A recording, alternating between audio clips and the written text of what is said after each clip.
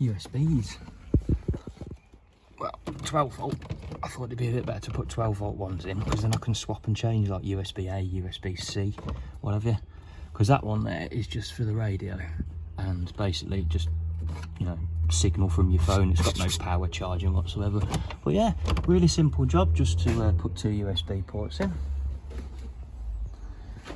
Not much faff at all. Yeah.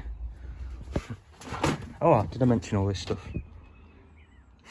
2 USB ports there. But anyway, in there, get my finger out of the way. As you can see, I'm on my phone, so that's 2.5mm all the way down through the dash, nice and neat, nice and safe.